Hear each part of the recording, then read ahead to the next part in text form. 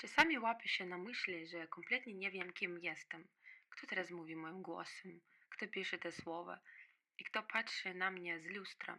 Czy jestem tym, co kiedyś powiedzieli moi rodzice, czy tą dziewczyną, której nauczycielka w dzieciństwie obiecała, że nic w życiu nie osiągnie. Spoiler, osiągnęłam i to bardzo. Wybacz, kochane. Jeden chłopak mówił, że jestem piękna, inny milczał, gdy o tym pytałam. I pojawia się pytanie, jaka jestem teraz? Czy jestem odbiciem cudzych spojrzeń, zlepkiem zdań, ocen i cudzych oczekiwań, jakby znała siebie tylko przez innych? Ale jeśli wyciszyć ich głosy, kto zostanie? Co tak naprawdę kocham? Czy naprawdę to kocham?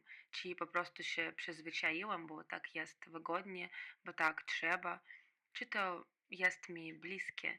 Czy ktoś kiedyś wytłumaczył mi, że powinno być bliskie? Czy to jest moje życie, czy tylko grzecznie realizuję czyjś scenariusz? Gdy wokół zapada cisza, czy ja w ogóle wiem, czego chcę? A jeśli tak, to kim wtedy jestem?